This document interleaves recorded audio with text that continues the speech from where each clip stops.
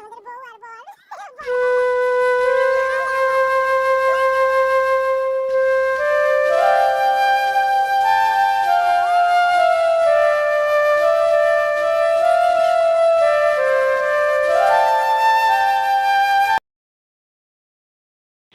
Morning বন্ধুরা, কেমন আছো সবাই? বংপি এস ফ্যামিলিতে তোমাদের অনেক অনেক স্বাগত অ্যান্ড ওয়েলকাম। আমরাও কিন্তু খুব ভালো আছি। আর আজকে একটা কিন্তু অন্য সকালের মতন করে তোমাদের সাথে হাজির হয়েছি।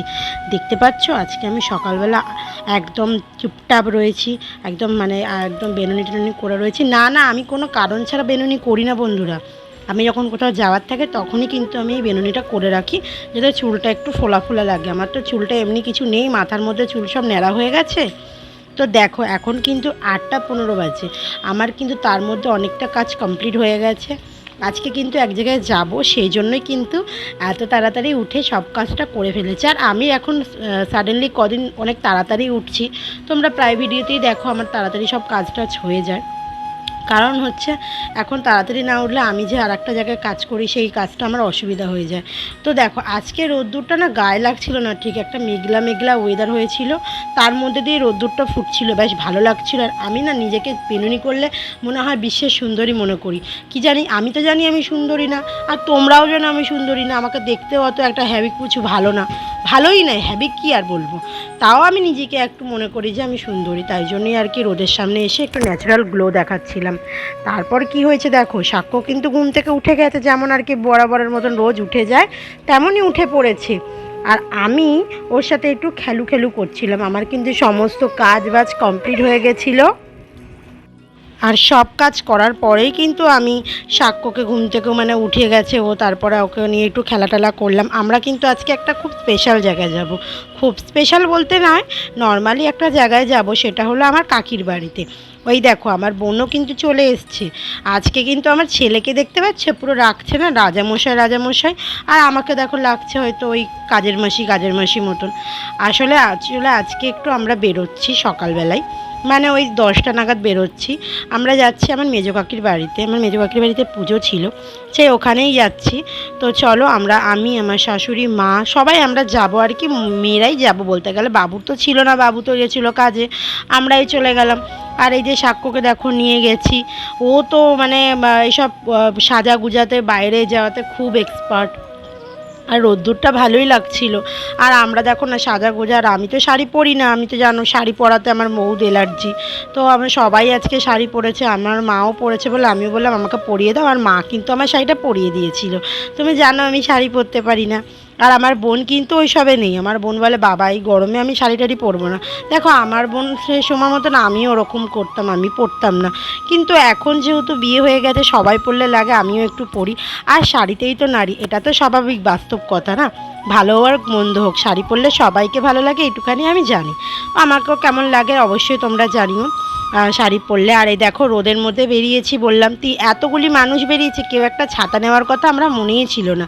আর এই ঢাঁটা পড়া রোদ্দুর, বুঝতে পারছো এখনকার টেম্পারেচারটা, শুধু ভাবো। আমার শুধু ভাবলেই কান্না পাচ্ছে। এখন ভিডিওতে আমি ভয়েস দিচ্ছি আর আমার মনে হচ্ছে না কালকের দিনটা কি ছিল, এত গরম বাবা রে।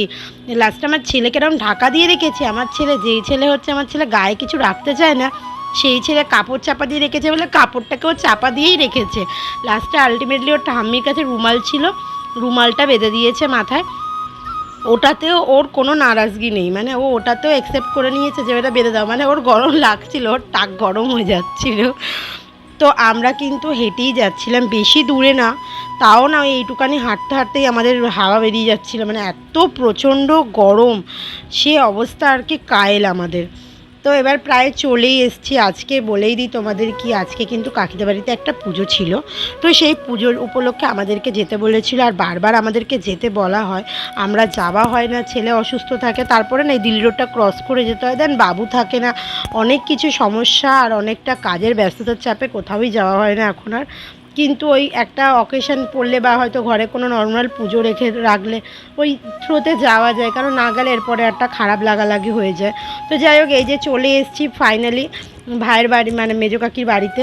আর এই দেখো আমার ছেলেকে দেখো, আমার ছেলে তো হাঁ করে দেখছে এদিক ওদিক। আর এই যে আমার ভাই, আমার ভাইকে তোমরা দেখেছো কিনা জানি না, অবশ্যই আগে কোনো ভিডিওতে আমি দেখাতে পারিনি, কারণ আমাদের তো এখন নতুন চ্যানেল, আর পুরনো চ্যানেলে আমাদের কিন্তু প্রচুর ভিডিও আছে। বাবু পূজা যে ব্লগ চ্যানেলটা রয়েছে সেই চ্যানেলে কিন্তু আমাদের প্রচুর ভিডিও রয়েছে, সেই ভিডিওর মধ্যে তো সবাইকেই দেখতে পাবে তোমরা। তো যাই হোক, এখন কিন্তু পুজো শুরু হয়ে গেছে। বন্ধুরা একটু সরি, বারবার আমার ছেলে কাঁদছে, মাঝে মাঝেই তোমরা আওয়াজ পাচ্ছ হয়তো। আসলে ওকে নিয়েই তো আমি ভয়েসটা দিচ্ছি, সেই জন্যই আর কি সাউন্ডটা ভেতর থেকে মাঝে মাঝে সাউন্ড দিচ্ছে সাক্ষ্য। ওকে নিয়েই আমি এখন ভয়েস দিচ্ছি, ও এখন খেলা করছে আর ওকে নিয়ে আমি ভয়েস দিচ্ছি, তো তার জন্য কিন্তু অনেক সরি। তো দেখো, আমরা কিন্তু আসার পরে সাক্ষ্যকে আমি আগে একটু কলা খাইয়ে নিলাম, মানে অনেকক্ষণ পরেই জল টল খাওয়ানোর পরে কিন্তু কলাটা খাইয়েছি। আর ছাড়ো, আর কিন্তু আমরা এসেই পড়েছি মেজো কাকিদের বাড়িতে।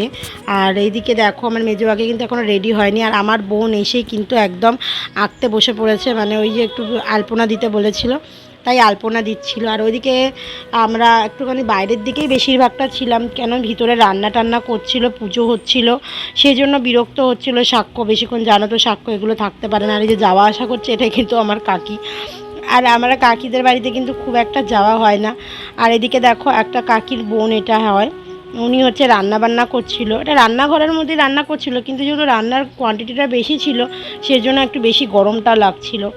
তো আজকে কিন্তু নিরামিষই সব রান্না হবে, যেহেতু পুজো সেই জন্য নিরামিষ হবে। আর এদিকে আমার ভাইয়ের বউ, এটা হচ্ছে আমার ভাইয়ের বউ, আর ওরা সবাই উপোস করেছিল। আর এদিকে আমার শাশুড়ি, আমার ছেলে, আমার মায়েরা সব একে নিয়ে খেলা করছিল। আর আমার ছেলেকে দেখো, একটা কুকুর পেয়েছে, ব্যাস ওর মধ্যে পড়ে গেছে কুকুর নিয়ে, একটু নাচ টাচ করলো, একটু সবাইকে ডেমো দেখালো। এটা স্টাইলিশ মানুষটা, স্টাইলটা না দেখালে তো হবে না, সেই জন্যই আর কি স্টাইলিশ দেখাচ্ছিল। আমরা কিন্তু ভেবেছিলাম সারাদিন থাকবো, মানে সন্ধেবেলার পরেই বাড়িতে আসবো, কিন্তু আমার ছেলে তার কিছুক্ষণ পর থেকে আর থাকতে চায় না, যেহেতু পুজো হচ্ছিল, ঘন্টা কাসর এটা ওটা বাজছিল, ধুনো টুনো দিচ্ছিল, ওর একটু কষ্ট হচ্ছিল, আর ভিড়টা বেশি ছিল, মানে অনেক লোক এসেছিলো কাকিদের বাড়িতে পরে, সেই জন্য কিন্তু আমরা খেয়ে দিয়ে পরে বেরিয়ে যাব। তারপরে রান্নাবান্না হবে, পুজো দেব, মানে পুজোটা হবে, তারপরে বেরিয়ে যাব। তো সবাই উপোস করেছিল, আমরা কেউ উপোস ছিলাম না, আমরা তো নর্মালি গেছিলাম, শুধু ইনভাইটেড, তাই জন্যই গেছিলাম আর কি।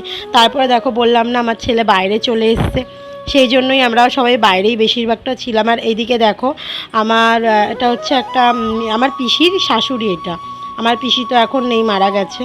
তো ওই আমার বৌদি এসেছিলো, বৌদির সাথেই ওর পিসির শাশুড়ি এসেছিলো। ওই ঠাকুমাটা খুবই ভালো, ওনার সাথে দেখা হলেই ওরকম কথা বলে, খুব কথা বলে। আর এদিকে আমার ভাই কিন্তু লাইভ করছিল, মানে লাইভ করার আগে যে সব রেডি করছিল লাইভ করবে বলে, তারপরে কিন্তু আলটিমেটলি ও লাইভটা আমাকে হচ্ছে লাইভের রিপোর্টার বানিয়ে দেয়, আমাকে ক্যামেরাম্যান বানিয়ে দেয় আর কি, আমি ওর ক্যামেরা ধরে ধরে লাইভটা করে দিই। তো এই যে আমার মেজো কাকি পুজোর মধ্যে কিন্তু একদম টাইম পাচ্ছিল না ওর সাথে এসে খেলা করবে। আসল কথা, আমাদেরকে সবসময় বলে যাওয়ার জন্য, আমরা তো যেতে পারি না, এমন একটা সময় গেছি যে সময়টা খুবই ব্যস্ততার সময়।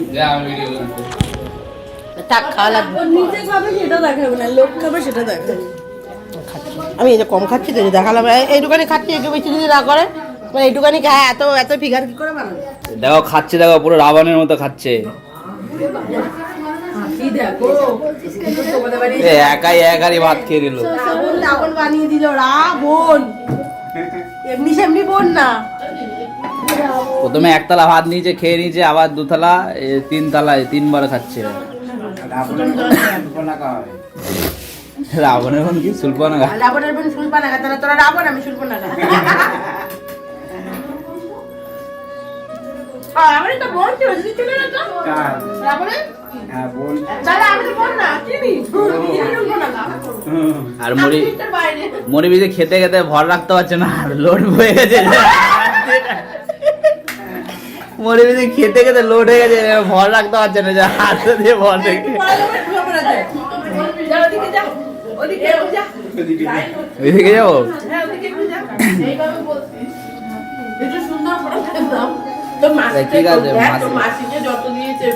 মাসি কি খাচ্ছ?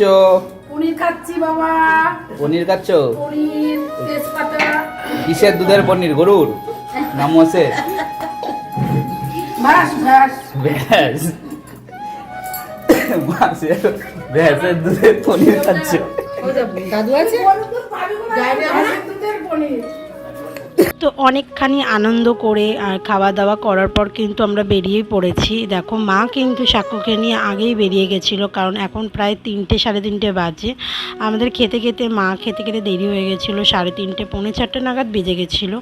তারপর সাক্ষ্য এখনও ঘুমায়নি, তোমরা জানোই খাওয়ার পর ও কিন্তু ঘুমিয়ে পড়ে, কিন্তু ও যেহেতু একটু এত ভিড়ভাট্টার মধ্যে ঘুমাতে পারছিল না, আরও এই জন্য বিরক্ত হয়ে যাচ্ছিল। তো দেন আমরা এই দুপুরবেলায় বেরিয়ে পড়ি, ভেবেছিলাম রাতে বেরোবো, কিন্তু আর বেরোনো হলো না। আর এসেও কিন্তু সাক্ষ্য খুব বিরক্ত হচ্ছিল, ওই জন্য খাইয়ে দিয়ে ওকে ঘুম পাড়াবার এখানে কিন্তু ওর মাথায় একটু ব্যথা পায়। তো আর সেই জন্য আর ভিডিওটা করা হয়নি, যে দুমদাম মাথাটা ফেলছে ওই কোনায় গিয়ে ওর মাথাটা একটু লাগে। তো তারপর কিন্তু কান্নাকাটি করার পরে একটুখানি ইয়ে দেওয়ার পরে ওষুধ দেওয়ার পরে ঘুমিয়ে পড়ে। তো ভিডিওটা আজকে এখানে এন্ড করছি বন্ধুরা। সারাদিন একটু ক্লান্তি হয়ে গেছে, এজন্য শুয়ে পড়েছি, আর ভিডিও করতে ইচ্ছা করছিল না। তো ভিডিওটা ভালো লাগলে অবশ্যই একটা like, comment, share and subscribe করে দিও। চলো টাটা।